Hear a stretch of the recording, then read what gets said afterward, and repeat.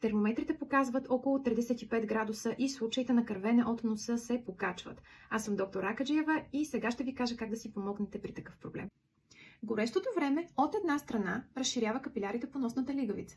От друга страна дехидратира носната лигавица и така вече разширените капиляри стават по-чупливи. Затова съветвам да имате тези продукти в аптечката си. Ринопантеина, мас и спрей увлажняват и възстановяват носната лигавица, като по този начин намаляват риска от кървене на капилярите.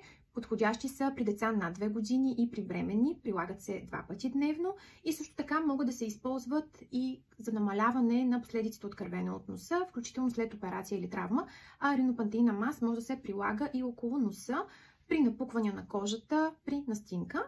Емофикс от своя страна е кръвоспираща мас, която прави бариера върху носната лигавица и може да се прилага както превентивно против кървене, така и по време на кървене.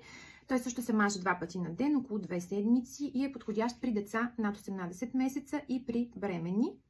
При кървене от носа наведете главата напред и притиснете дисталната част на носа така и после приложете кръвоспираща маса Емофикс, вкарвайки накрайника в двете ноздри и стисквайки достатъчно количество от моста. При по-силно кръвотечение се прави тампонада в носа.